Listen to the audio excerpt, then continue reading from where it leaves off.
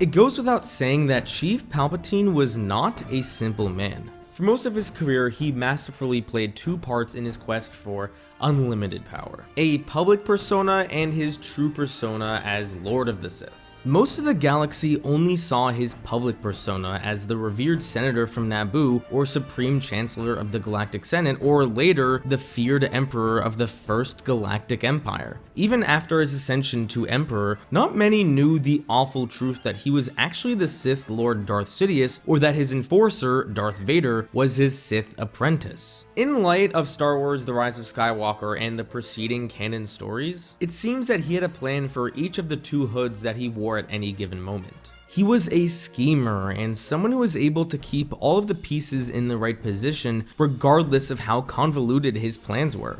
And they were all convoluted. Palpatine's initial plan to engulf the galaxy in conflict started by accident. It would have happened eventually, but it was accelerated when Jedi Master Obi-Wan Kenobi found the clones of Jango Fett. Palpatine, being ever resourceful, was able to manipulate his way through the Clone Wars, ending with the destruction of the Jedi Order and the reorganization of the Republic into the Galactic Empire. All of this was largely done out in the open through his public persona. Though he was now entirely in control of the galaxy, Palpatine was no fool. The Galactic Empire was a tool that protected him so that he could perfect the work that began with his master, Darth Plagueis. Even he recognized at some point this new Galactic Empire could fail at that task. The Contingency, Palpatine's plan if the Empire were to ever fail him, was a plan that started in the shadows. Like his true identity, this plan was largely kept from even the upper echelons of the Imperial hierarchy, save but a few. However, religious zealots known as the Sith Eternal, who worshipped the Sith and its Dark Lord,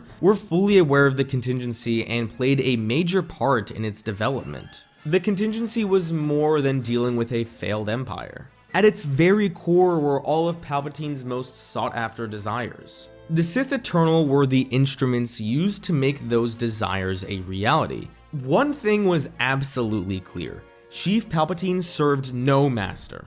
Everything he did or attempted to do was to ensure that he would be at the top of all of it. The following is meant to bring as much clarity to the Contingency and the events leading up to the Rise of Skywalker, using as much canon material as possible.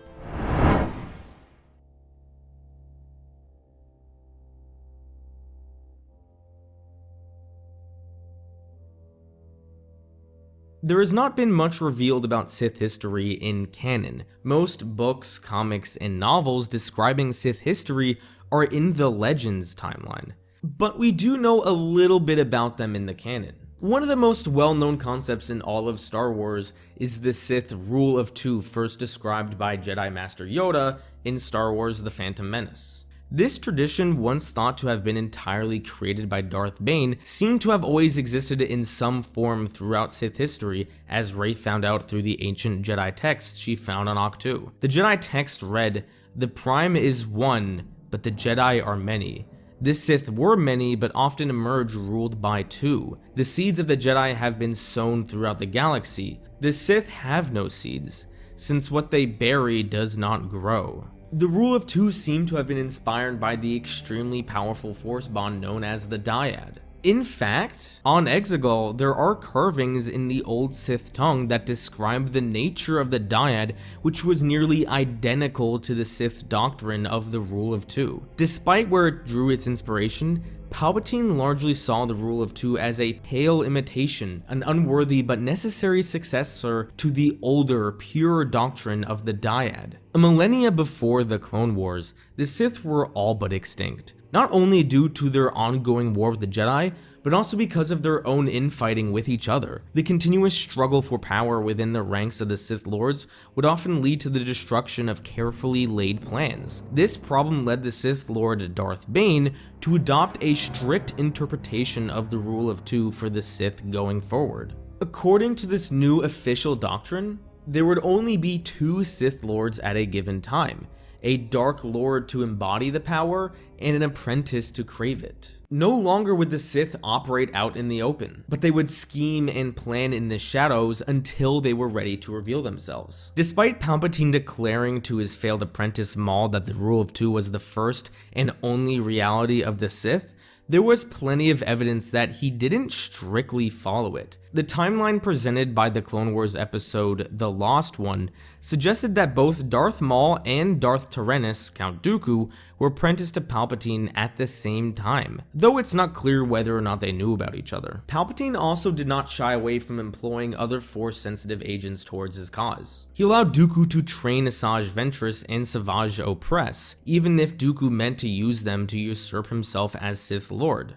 After the Galactic Empire rose from the ashes of the Republic, Palpatine and his new apprentice Darth Vader established the Inquisitorius, a group of fallen Jedi Knights to hunt down and eliminate the Jedi Remnant and Force-sensitive children. Palpatine was very likely not the only Sith Lord who violated the Rule of Two, and these Force agents were probably not the only ones who served Sith Lords at a given time. Others worshipped the Dark Lords as well. At some point, this collective of like-minded people formed the cult known as the Sith Eternal. While Darth Bane's Rule of Two was meant to focus the mission of the Sith by limiting the amount of Lords at one time, it seemed reasonable that he and later Sith Lords would still utilize agents to further their goals from the shadows. The point was to favor conspiracy to bring down their opponents, rather than brute force. These willing participants would be the reigning Sith Lords' co-conspirators, and in many cases, their eyes and ears to the galaxy at large. Most importantly,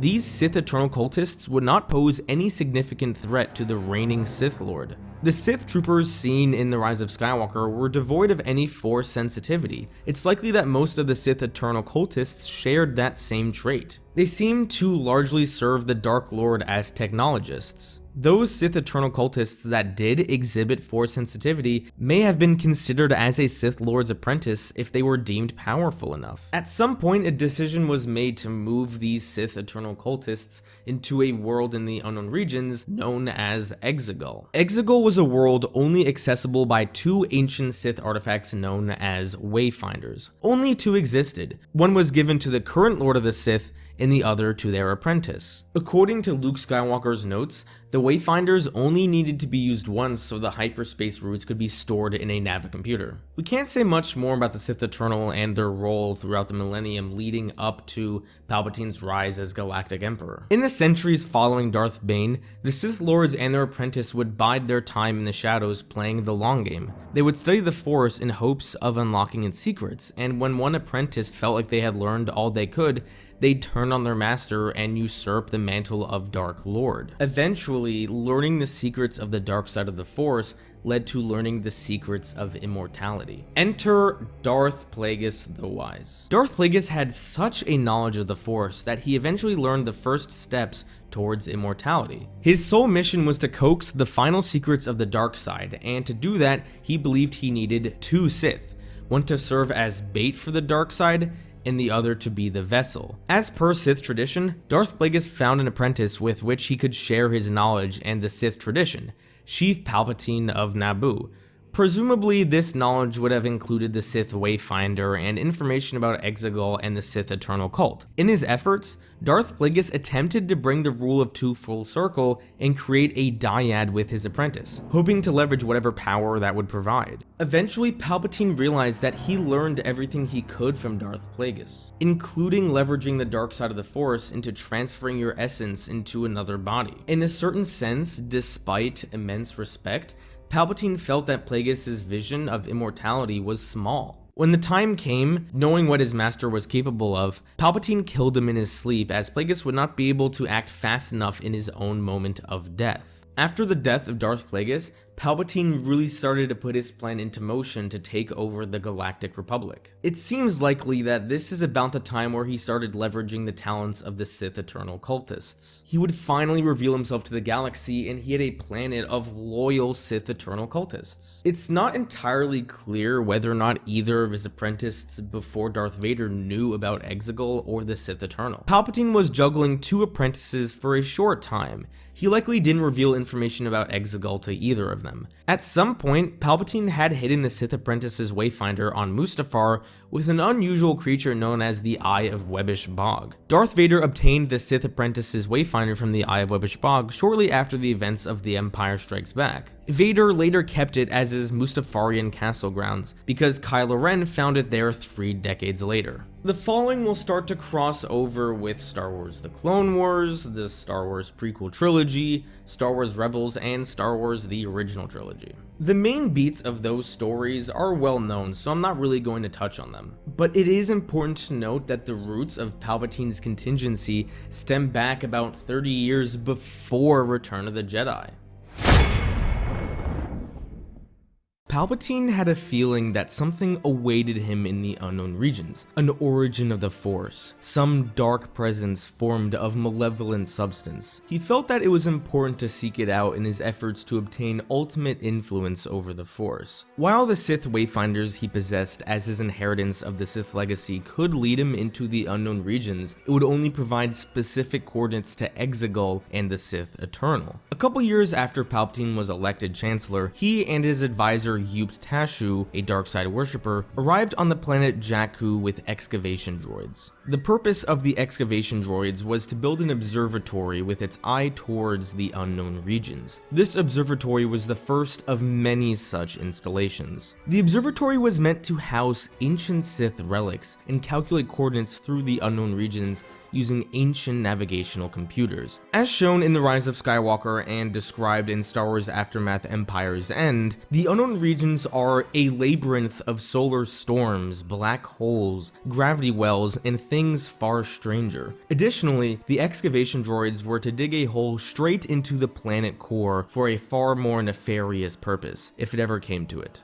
Palpatine and Tashu left Jakku aboard his personal yacht called the Imperialis. A boy named Galley from Jakku was found to have stowed away on the ship. Palpatine entrusted the protection of the Jakku Observatory to this boy. He told the boy to kill anyone who may have discovered the secret of what was being built there. Over the next few decades, the unknown regions were carefully plotted with the help of the observatories. The Empire would send out probe droids, and if they returned, they'd have much more added to their star charts. Another large contributor to these navigational entries was the Chiss Grand Admiral Thrawn, who, having originated in the unknown regions, had much to contribute. Whereas travel to the unknown regions before the work of the observatories was absurdly a death sentence because they didn't have appropriate routes, that was no longer the case. As the routes were being developed, Palpatine secretly sent Imperial scouts and material into the frontier to construct a network of labs, shipyards, and bases. These were supposed to have been used to expand the Empire after the rebellion was destroyed. By the time that Palpatine was killed at Endor, the computations had largely been completed.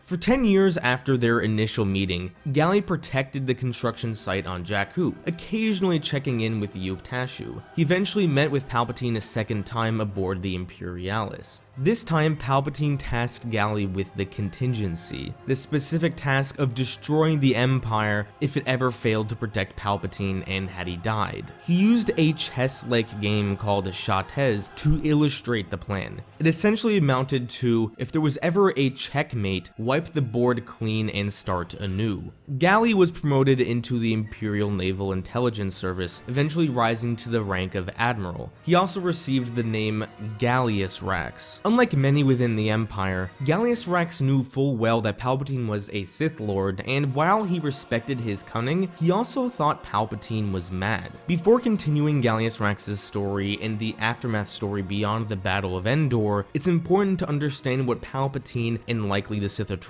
were up to over the 3 decades after Palpatine became Chancellor. As was previously mentioned, one of Palpatine's goals was unlocking the keys to immortality. Though Darth Plagueis had learned the dark side talent of essence transfer and shared it with his pupil, there seemed to be some rules associated with the technique that Palpatine hadn't quite cracked. The most important of these rules would be finding a host that was suitably force sensitive enough to contain the power that an immeasurably strong Sith Lord like Palpatine would have. Secondarily, Essentially, in order for the technique to be fully realized, a potential host through their anger and hatred would have to kill Palpatine, sort of echoing the rule of two. This will be explained a bit more later. Maul and Vader may have been perfect hosts for the technique if not for their failings on Naboo and Mustafar respectively. Palpatine also wasn't opposed to using science in conjunction with the dark side of the Force in order to supplant the apparent requirements of the ritual. Without a doubt, there were alternative motives to his interest in the Kaminoan cloning, the Zillo Beast cloning,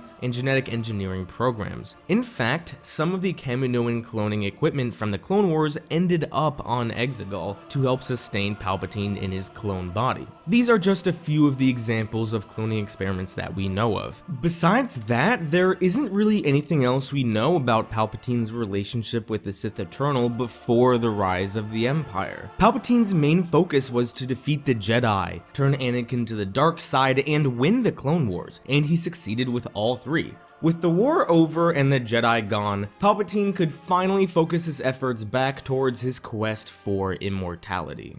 With the destruction of the Jedi Order and the Imperial military might to protect him, Palpatine was able to focus further on continuing his quest to become a master of the Force. The Sith Eternal agents were doing their part, but there was so much more to learn from the dark side of the Force. He had a new, powerful, if damaged, apprentice in Darth Vader to whom he promised to unlock the secrets of immortality with. In the 2 decades that followed his ascension, Palpatine sought to expand his overall mastery of the Force and explore anything he could that would help him either perfect Darth Plagueis' technique or find a new one. During this time, he largely removed himself from the public eye and secretly began to build Exegol as his permanent seat of power. He searched for some of the more hidden mysteries of the Force by locating other Jedi and Sith temples and assessing the ancient Sith shrine that existed below the former Jedi temple on Coruscant. At some point, he learned about the mythic World Between Worlds, a Force nexus that existed beyond all time and space. He wanted to unlock its secrets as a pathway towards ultimate power. He almost accomplished his goal using Sith sorcery before Ezra Bridger was able to seal it off. Finally, like his master, he sought to explore the mysteries of the Dyad and attempted to create one between himself and Darth Vader, although he failed. Despite setbacks, Palpatine's power in the Force was ever increasing. But what of Darth Vader?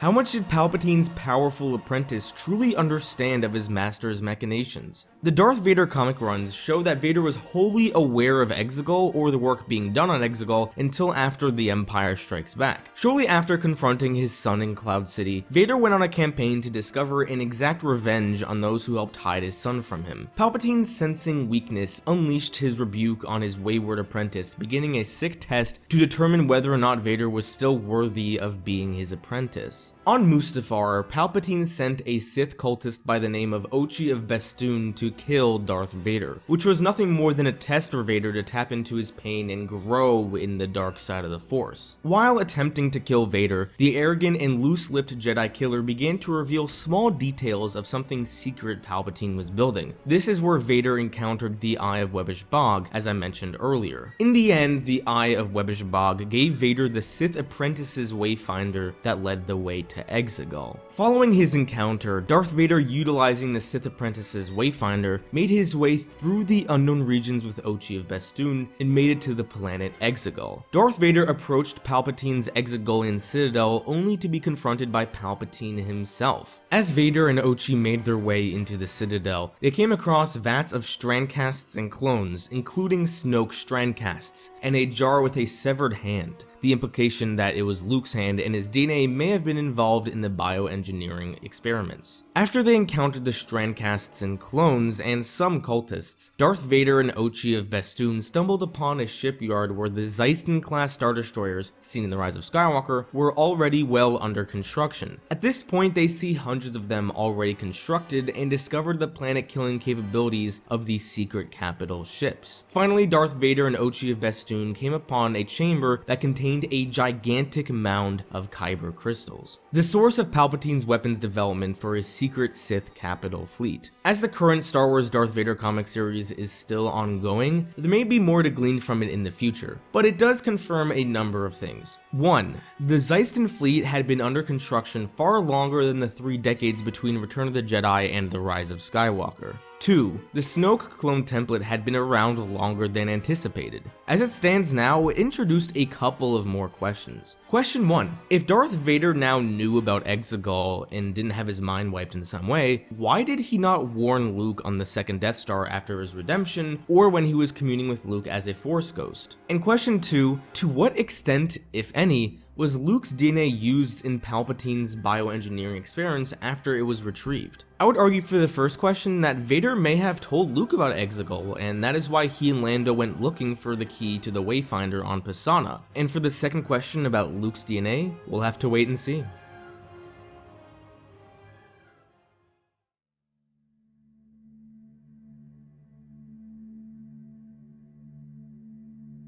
Just prior to the Battle of Endor, Palpatine purposely leaked the Death Star 2 plans to the Rebel Alliance, so they could gather all of their forces and be destroyed at once. Furthermore, Darth Vader would likely deliver to him a potential new apprentice, who would be a suitable host for the Essence Transfer ritual. Like his father, Luke Skywalker was strong in the Force, and impulsive. Not only that, he was young, a perfect host if Palpatine could only coax him to strike him down through his anger and hatred. After Palpatine had arrived on the Death Star 2, and after Darth Vader had left for Endor to collect Luke Skywalker, Palpatine summoned Gallius Rax. Given the conversation he had just had prior to his departure, Palpatine had sensed a weakness in Vader. He sensed chaos, a shatter point. Depending on the outcome of the next few hours, Palpatine asked Gallius Rax if he was prepared to lead the contingency and to do what needed to be done. If the time came, Palpatine would send Gallius Rax a sentinel to let him know it was time to activate the contingency. The Battle of Endor commenced, and Darth Vader brought Luke Skywalker before his Emperor per his directive. When the Emperor was trying to bring out Luke's anger and hatred and to strike me down, he ultimately wanted him to do it so that the ritual could occur and Palpatine could transfer his essence into Luke's body. In the ensuing lightsaber battle, ultimately Luke did not give in to the anger and hatred Palpatine sought to draw out, because like his father before him, he was a Jedi. Palpatine, realizing Luke wouldn't give in to his anger like his father, realized that Luke had to die. He turned his Force lightning on the young Jedi. Then the weakness he had described to Gallius Rax came to fruition. For years, Palpatine had sensed a flickering light in his apprentice. Darth Vader turned on Palpatine and threw him down the reactor shaft. It's important to note that Darth Vader killed the Emperor not out of anger and hatred of him, but out of love for his son. This death would not produce an outcome where he could transfer into his apprentice's body because of it. Calling on all the power of the Force using the technique learned from his master, Palpatine thrusted his consciousness and essence into an experimental clone body on Exegol. Palpatine's lifeless body fell down the shaft of the second Death Star. As had previously been stated, the Sith Eternal likely received knowledge and material about various cloning projects. However, it seems they did not quite unlock the secrets of creating a new body that was capable of containing Palpatine's spirit. One particular strandcast that was created from these experiments thrived, but Palpatine and his cult viewed him as a failure because he was utterly devoid of any Force sensitivity. However,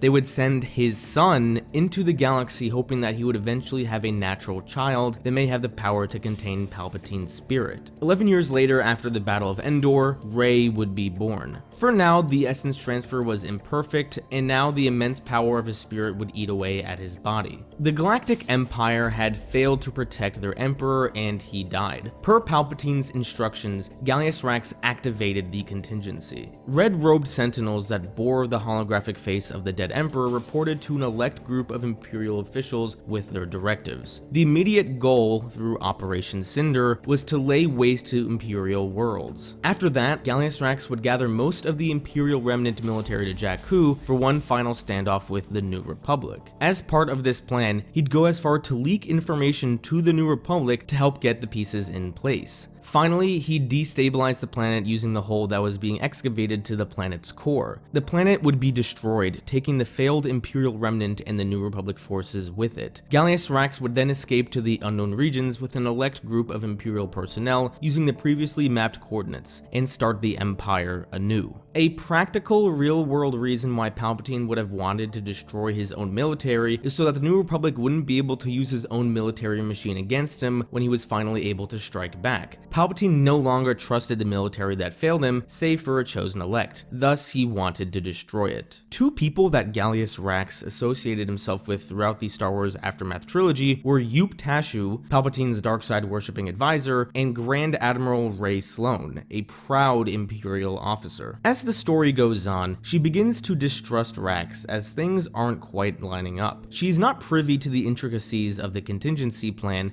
and after a series of events and investigations, it leads her back to Jakku during the fabled Battle of Jakku. She realized that Rax's plan included blowing up the planet to destroy both Imperial Remnant and New Republic forces. The self-destruct mechanism was activated. Sloane turned on Rax for turning on the Empire and mortally wounded him. She was able to shut down the self-destruct mechanism. As he died, he bestowed the contingency to her, asking her to take the replica of Palpatine's yacht, called the Imperialis, to the predetermined coordinates in the unknown regions. There, the Emperor's flagship, the Superstar Destroyer Eclipse, would be awaiting them. She gathered Brendel Hux, Armitage Hux, and child soldiers into the yacht and escaped to the unknown regions. Sloane also realized that the coordinates they were taking to the rendezvous point were transmitted to other Imperials deemed worthy. Eventually, they joined her. The book, Aftermath Empire's End, ends with Sloane saying to Brendel Hux, "It's time to start over. That is our first order, to begin again and to get it right this time."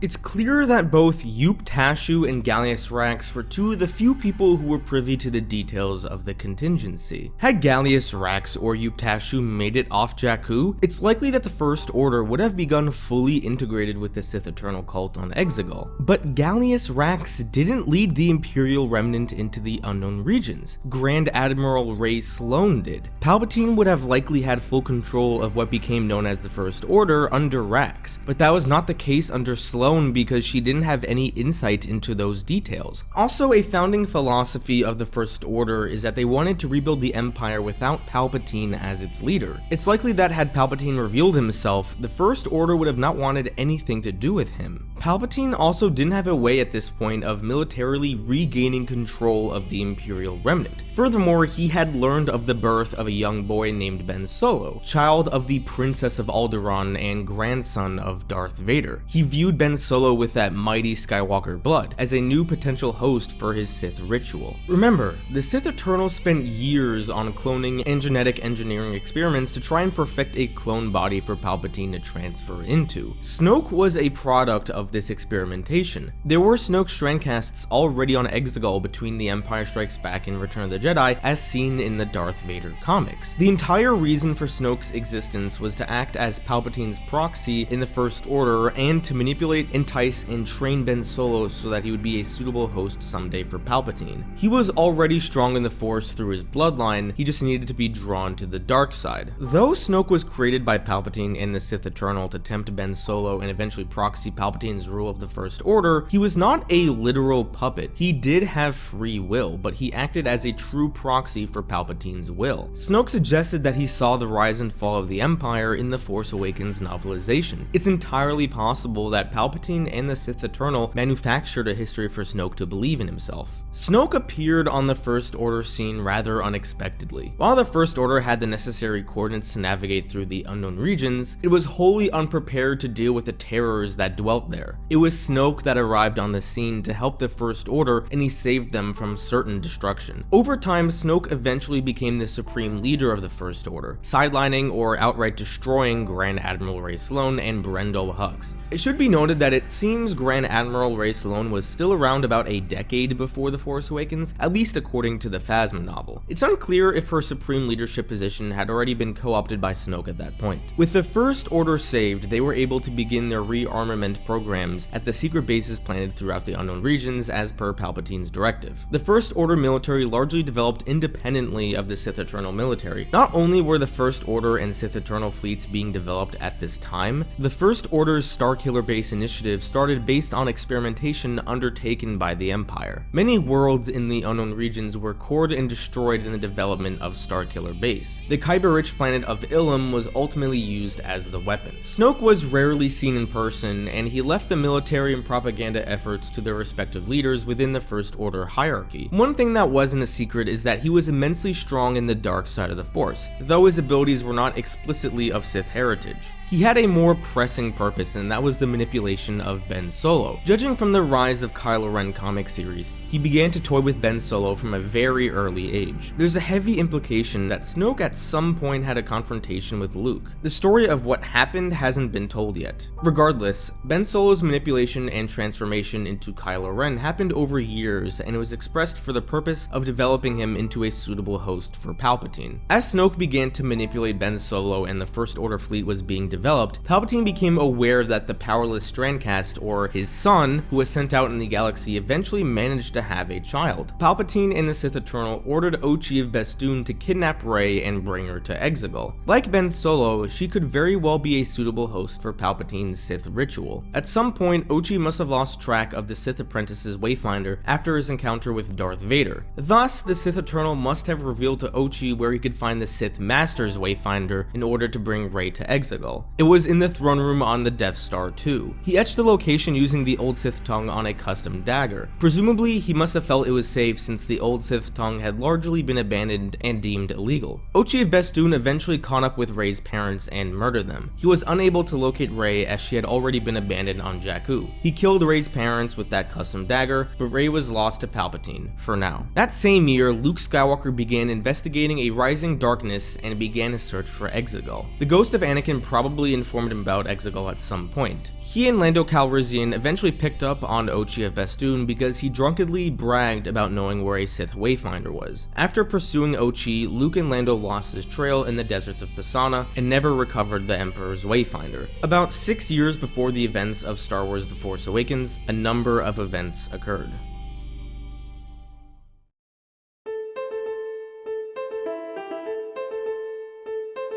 Senator Leia Organa was in the middle of a harsh political debate that divided the New Republic Senate. Former Imperial worlds were in favor of a stronger central authority/military, and they were known as the centrists. Some centrists like Lady Carice Sindian were actually working for the First Order, who had not yet revealed themselves. The populists, or Leia's party, had the opposite opinion. During this political crisis, dirty politics led to the public revelation that Senator Leia Organa was the daughter of Darth Vader, shattering the public trust in her. Due to political pressure, she resigned her post and formed a paramilitary resistance because she knew a war was coming, but she wasn't quite sure with who yet. Ben Solo, having been so effectively manipulated by Snoke, finally left the fledgling Jedi Order after believing he was responsible for the destruction of Luke's training temple and the murder of his students. During this time, he usurped the leadership of the Darksiders known as the Knights of Ren and joined the First Order as Supreme Leader Snoke's apprentice. As a result, Luke Skywalker went into exile on Ahch-To. Eventually, the political discontent boiled over, and with the support of centrist leaders like Lady Carice Sindian, most centrist systems seceded from the New Republic and openly joined the First Order, a military organization with the trappings of the Empire. The First Order now has a political public face. Over the next 6 years, a Cold War existed between the New Republic and the First Order. During the events of Star Wars The Force Awakens, both the First Order and the Resistance were looking to piece together a map leading to the exiled Luke Skywalker. Supreme Leader Snoke, and in turn Palpatine, were not interested in toying with Luke. They knew he was a threat and wanted him destroyed. Rey leaves Jakku for the first time since being abandoned by her parents. Her mission was to return BB-8 to the Resistance because BB-8 had a map to Luke Skywalker. On Takodana, Rey's sensitivity to the Force became more prevalent as she heard the words of the late Jedi Master Obi-Wan Kenobi. Rey arriving on the scene caused some sort of awakening in the Force. It was felt by Snoke and Kylo Ren, and undoubtedly by Snoke's master, Emperor Palpatine. It seems very likely that Palpatine realized his granddaughter was still alive, but she wasn't the primary host candidate for Palpatine. Kylo Ren was. Rey defeated Kylo Ren in combat, and the Resistance successfully destroyed Starkiller Base. During the events of The Last Jedi, Rey discovered a downtrodden Luke Skywalker that had cut himself off from the Force, but more importantly, discovered a strong connection with Ben Solo. The connection Rey experienced with Ben Solo amplified quite a bit in The Last Jedi, so much so that Rey and Kylo Ren could interact with each other light years apart. When confronting Rey, Snoke arrogantly says he connected their minds. He was likely lying because he had no explanation for their combined strength and maintained that connection even after his death. In In that moment, Snoke, and in turn Palpatine, wanted Rey dead, as she was a threat and represented a rejuvenation of the Jedi Order. One of two things could happen. Kylo would kill Rey, thus destroying the last hope of the Jedi, or Kylo would kill Snoke and fulfill the duties of a Sith apprentice. Kylo Ren did fulfill the purpose that the Sith Eternal laid before him from almost the beginning, and he killed his master, taking the Supreme Leader title. Finally, he was now strong enough to be the host, but Palpatine wasn't ready to reveal himself yet. His secret Sith Armada was not yet complete.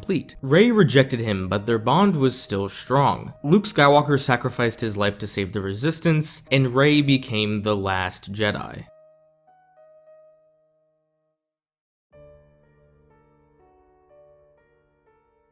Over the next year, Rey continued to train under the tutelage of Leia Organa, who herself trained under her brother Luke for a time. Rey also read a number of the ancient Jedi texts she took from the Old Tree Library on Ahch-To to supplement her studies. During this time, Rey did not partake in many missions. It was also a frustrating period for her. She began to let her fear take over. Fear for the loss of her friends. Fear that she wouldn't be a good enough Jedi. Fear that she would let her masters down. This allowed a certain darkness to rise within her, something she didn't completely understand. Meanwhile, the First Order military expansion across the galaxy intensified. They had locked up communication pretty tightly by the Battle of Crait. Supreme Leader Kylo Ren also committed First Order military resources to finding ancient Sith temples and artifacts so he could use them to increase his own dark side knowledge and power. A year after the events of The Last Jedi, the Sith Eternal and its thousands of planet-destroying Zeiston-class Star Destroyers were ready to be unleashed. An arrogant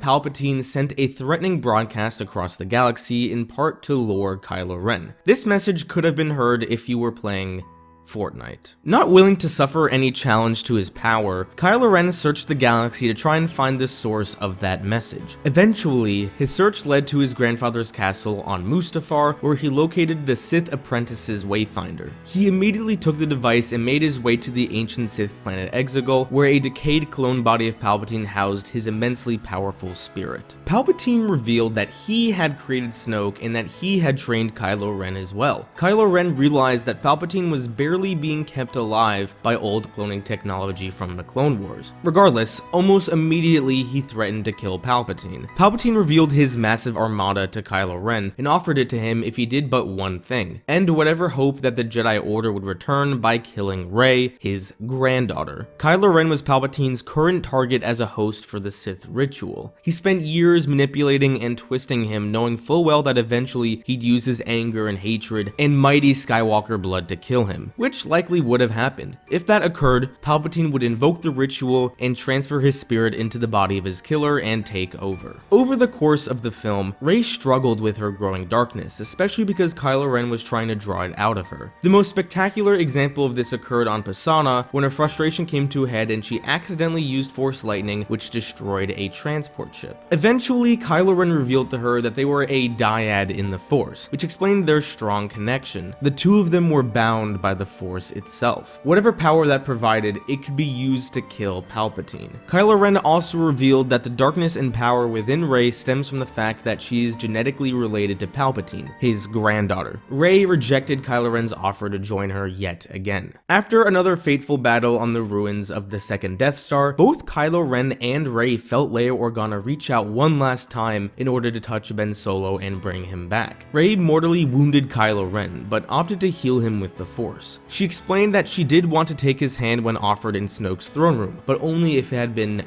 Ben's hand. A frustrated and saddened Rey stole Kylo Ren's TIE fighter with the Sith apprentice's Wayfinder in it and left for Ahch-To to close herself off from the Force like Luke had. Ben Solo returned as Kylo Ren was redeemed by the acts of both his mother and Rey. Sensing that the Princess of Alderaan had once again interfered with his plans, Palpatine realized that Kylo Ren was no longer suited to be his host due to his redemption. He returned to Rey as the focus for a host body. She had not been his focus since Ochia Bestoon lost track of her. On Ahch-To, Luke appeared to Rey. He revealed that he and Leia both knew that she was a Palpatine. He also reiterated the overall theme of the sequel trilogy, and that's to not focus or let yourself be defined by the past. What matters is what you do now. Rey understood she needed to confront her past, which is Palpatine, with the valuable lessons that her present masters bestowed upon her. With Luke's help, some repair work, and the Sith apprentice's Wayfinder, Rey Rey managed to fly Red 5 from Ahch-To to Exegol, transmitting the coordinates and hyperspace routes to the Resistance fleet. Meanwhile, among the Death Star 2 wreckage, Ben Solo found a flyable Imperial-era TIE scout to get to Exegol. While Rey confronted Palpatine in the Citadel on Exegol's surface, the Resistance and civilian fleet battled his Sith Eternal Navy above. Once again, Palpatine used lies and deceit to try and coax another Force sensitive to cut him down, using their anger and hatred so that he could invoke the Sith ritual and transfer his body into a suitable host. He said very similar things to Rey as he did to Luke on the second Death Star. As Palpatine made his grandiose comments to his Sith followers, Ben Solo arrived to help Rey. Just when Palpatine thought she would complete the ritual, Rey rejected his desire for her to hate and attacked his royal guards instead. Ben Solo defeated the Knights of Ren and joined Rey. Palpatine seized both Rey and Ben Solo with the Force, but in doing so, he absorbed some of the power that their dyad provided. That power rejuvenated Palpatine's decrepit clone body. It was clear that this was the first time Palpatine knew they were a dyad in the Force. Palpatine no longer needed to transfer his essence into another body because the power of the dyad could rejuvenate his own. Both Rey and Ben Solo were on the edge of death. Palpatine casted off Ben Solo in final revenge, or so he thought, against the Skywalker bloodline. As Rey lay on the ground, exhausted and dying, she began to hear the voices of the Jedi past, a manifestation of the Force that she had been trying to experience since the beginning of her training. The Force used the voices of the past to help Rey and help her understand the important place she holds amongst the Jedi. Anakin asked her to bring balance back as he once did. Obi-Wan let her know that these were her final steps as a bookend to what he said to her on Takodana. Luke let her know that the Force would always be with her. An inspired Rey was able to push beyond the anguish to confront her grandfather, and in the end, she destroyed the last Sith Lord, Darth Sidious, by redirecting his Force lightning. Palpatine's power was so immense that upon his death, the energy that was released destroyed the Citadel and his Sith Eternal followers. As Anakin Skywalker originally killed the Emperor out of love for his son and not out of hatred for Palpatine, so did Rey out of desire of love for her new friends and family. In this way, Palpatine could not utilize his Sith ritual to pass into her body. Sheev Palpatine's efforts for ultimate influence over the Force and immortality was at an end. And that is everything you need to know about Palpatine's contingency and how he returned.